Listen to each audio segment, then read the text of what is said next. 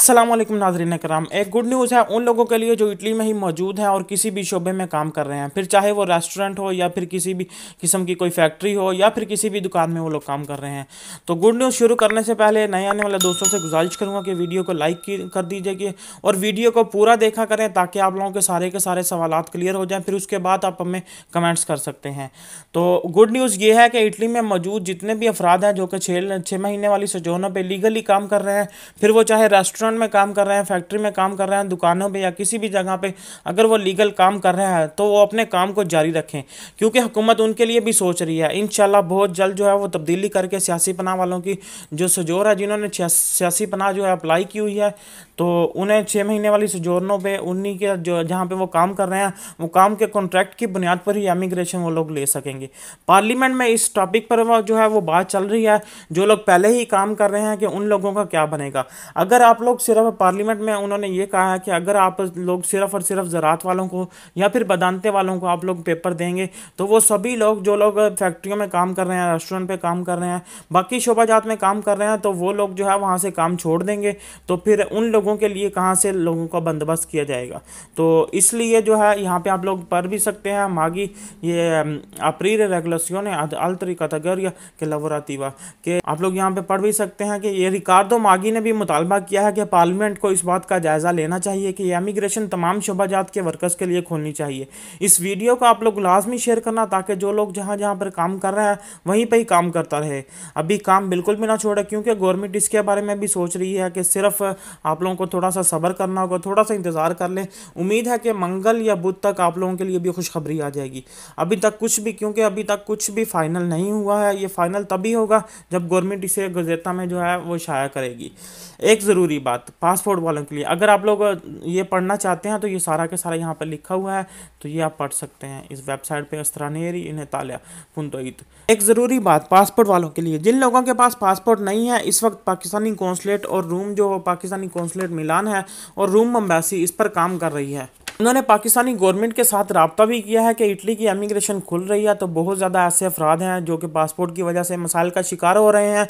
किसी की इंक्वायरी का मसला है तो किसी का कुछ और मसला है। आने वाले दिनों में इनके लिए भी ये तरीक़ाकार होगा। उम्मीद है कि जो है जिन लोगों के पास पासपोर्ट गुम हो चुके हैं और अगर गुम हो गए हैं आपके पासपोर्ट या जिनका पासपोर्ट पहले बना हुआ था, तो उन लोगों को पासपोर्ट बगैर इंक्वायरी के जो है वो जारी कर दिए जाएंगे और इंक्वायरी उनकी बाद में क्लियर कर ली जाएगी। और जिन लोगों के पास पासपोर्ट पहले नहीं है या पहले नहीं बना हुआ, तो उनका तरीकाकार ये होता है कि उन लोगों को एक लेटर मिलता है जो कि 1 साल के लिए आपका वैलिड होता है। इस पर आपकी तस्वीर लगी होती है, लेकिन लिखा होता है कि इस पे इसका प्रोसेस जो है वो पासपोर्ट का जारी है। वो एक किस्म का पासपोर्ट ही होता है, इस पर बस आप बाहर कहीं भी मतलब ट्रैवल नहीं कर सकते, बाकी हर जगह पे उसको आप इस्तेमाल कर सकते हैं।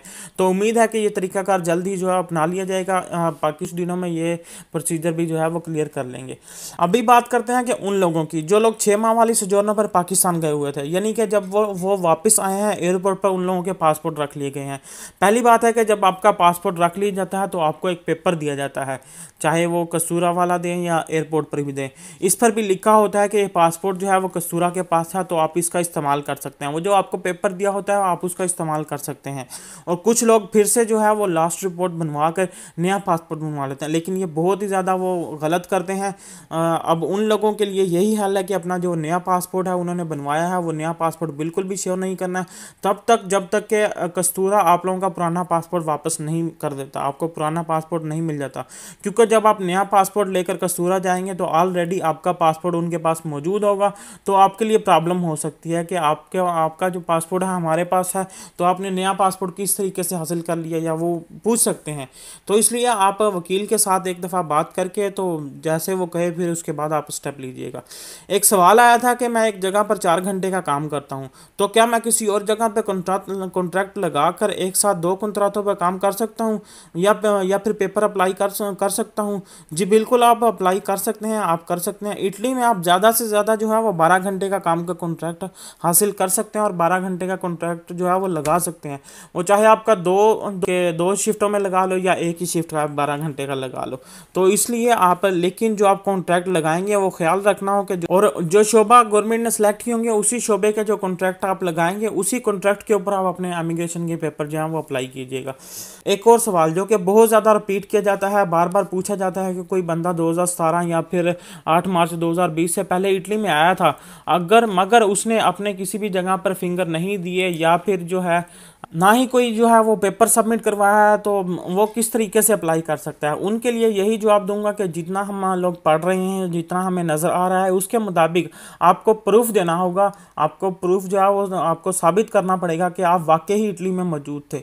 वो प्रूफ देने के लिए जो है वो दो बातें ज़रूरी हैं। एक ये कि आप जो है 8 मार्च से पहले इटली में आपके फिंगर हुए हुए हों, ये सबसे पहला और मेन जो प्रूफ है। लेकिन उसमें ये बात का ख्याल रखना है कि 2013 में चाहे आप आए हैं, 2015 में आए या 2017 में, जब भी आप आए हैं तो आपने यहाँ पर आके फिंगर दिए हुए हैं। मतलब कि 2012 की इमिग्रेशन से पहले के फिंगर नहीं चलेंगे, 2012 की इमिग्रेशन के बाद के फिंगर आपके यहाँ पे हुए होने चाहिए, तो तब आप जो है वो एक्सेप्ट हो सकते हैं। और दूसरी बात कि दूसरा जो प्रूफ किस तरह दिया जाता है, अगर आपके पास कोई भी किस्म का प्रूफ नहीं है तो लेकिन आपको किसी किस्म का कोई सर्टिफिकेट तो लेना पड़ेगा, कोई पेपर या कागजी सबूत देना लाजमी देना पड़ेगा कि जिसमें लिखा हुआ कि आप इटली में किस तरीके से दाखिल हो। जैसा कि आप लोग कोई न्यू लाउस से निकलवाते हैं या फिर आप जो है निकलवा लेते हैं या वीज़ा पे आ जाते हैं, तो वो आप लोगों को ज़रूरी होगा। और मेन इसमें चीज़ होती है कि अगर आपके पास वो भी नहीं है, या आप जब इटली में आए थे तो आपने अपने पासपोर्ट पे या अपने किसी भी डॉक्यूमेंट्स पे जो है आपने यहाँ पे अगर सिम निकलवाई थी, तो आप उस सिम का रिकॉर्ड निकलवा के वो भी जमा करवा सकते हैं कि ये मेरी सिम अभी तक एक्टिव है, ये चलती रही है, उसके अंदर सारी लोकेशन सब कुछ मौजूद होगा, तो आप वो जो है सबमिट करवा सकते हैं। ये सभी बातें अभी कन्फर्म नहीं है, तभी जो है पक्की होंगी जब इसको गवर्नमेंट जो है वो गज़ेते में शाया करेगी। लेकिन ये मालूमात की हद तक ठीक है, या उस हद तक ठीक है कि आपको इन चीज़ों का पता होना चाहिए, ताकि आप लोग जो है इस चीज़ों की जो तैयारी पहले से करके रखें। तो जो दूसरे शोबा जात वाले हैं, जो दूसरे शोबों में काम कर रहे हैं, वो थोड़ा सा हौसला रखें, थोड़ा सब्र करें और थोड़ा सा इंतज़ार कर लें। मज़ीद जब भी कोई अपडेट आएगी तो उनके साथ ज़रूर शेयर करेंगे। मिलते हैं अगली वीडियो में, तब तक के लिए अपना ख्याल रखिए। अल्लाह हाफिज़।